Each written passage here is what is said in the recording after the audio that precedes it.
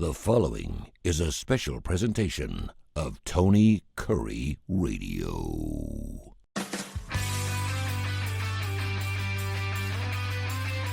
Welcome back to a show we affectionately call BBB, Bite by Bite. He is the CEO of the Heart of Alabama Food Bank. This is a show specific to the food bank world and Feeding America, and of course all the food pantries and all the wonderful churches that do just some fantastic work. I know it's a tough time right now because there have been a lot of cuts from top to bottom in this administration, and one of those is cutting the SNAP benefits and also somewhat of a work requirement that may be involved in this. Very interesting. What exactly does that mean, and how does that change the way you look at things?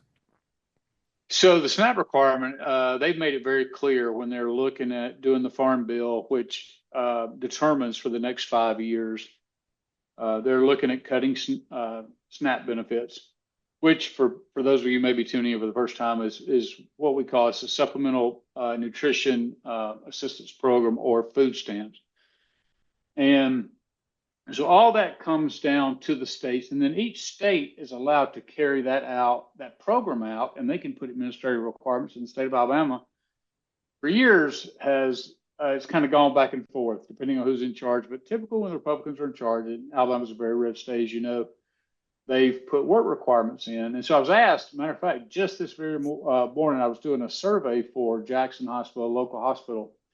And they said, oh, how do you feel about that work requirement? And I said, well, I'm for it and against it. And they were like, okay, can you help us understand that? Yeah, explain real quick, what is a work requirement? What does that mean? Yeah, so they say if you are getting government benefits to survive, what the fear is that somebody doesn't go in and max out the benefits and then say, okay, we're going to get some SNAP benefits, we're going to get some Medicaid, and basically I'm just going to stay at home and live off the government benefits. So they do work requirements, which if you are not employed, then it makes that you have to show, and this is typical, I don't know what the latest bill is, but typically you have to show and prove that you've applied to a certain amount of places, that you're making an honest effort to find a job, or if you get a job, that you're working at least X amount of hours a week, and continue to, but for you to continue to be qualified to receive benefits.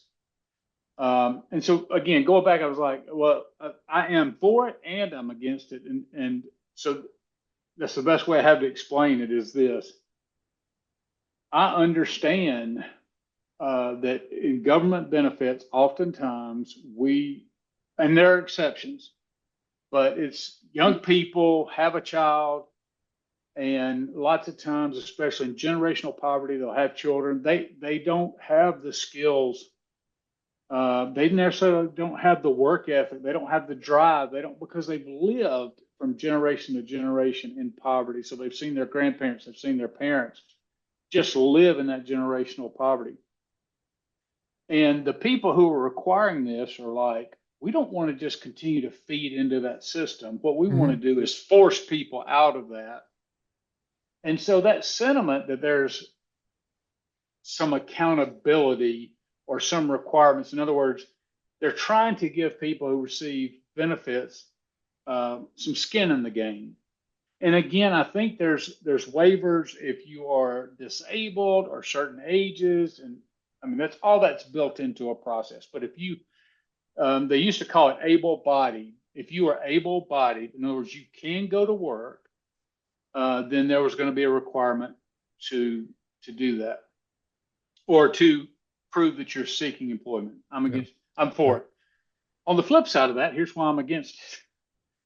Because people who say that work requirement, yeah, we don't want you to be lazy, we don't want you just to get benefits and live in that world.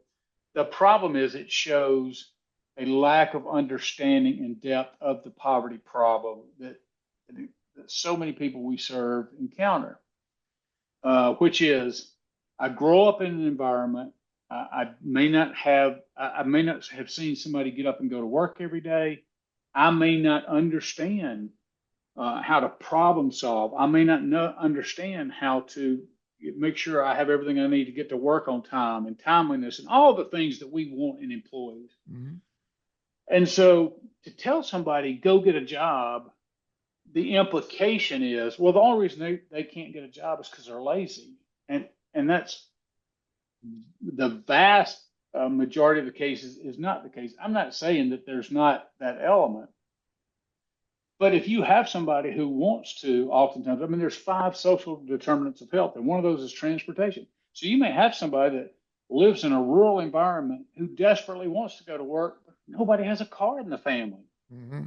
So how are they going to get to work? I mean, that is a huge barrier. That's one of the problems with giving them access to food. And how are they going to pay for the gas to get to work?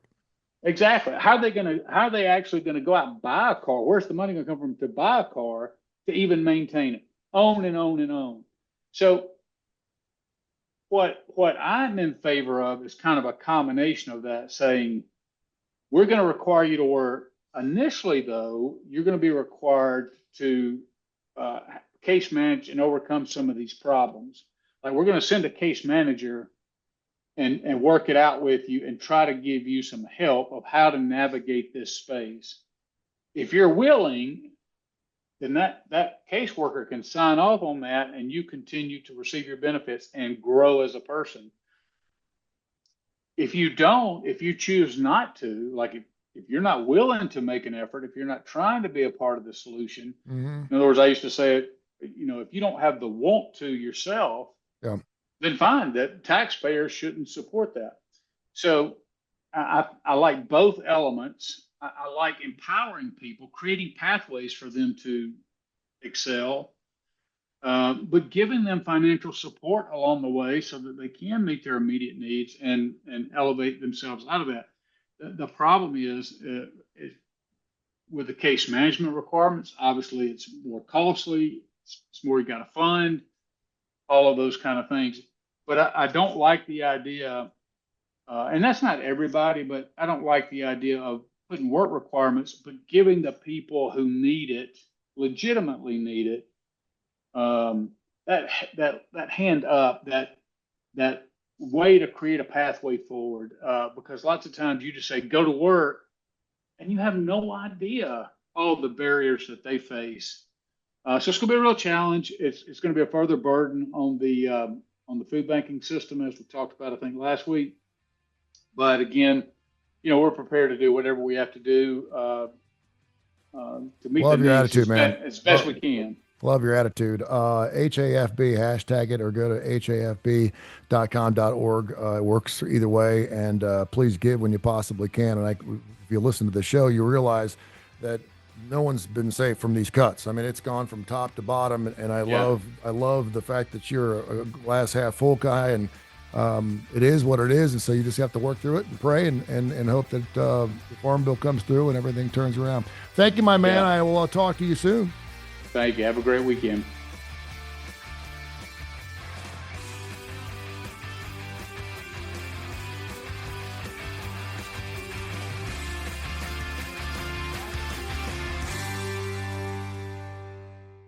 This has been a special presentation of Tony Curry Radio.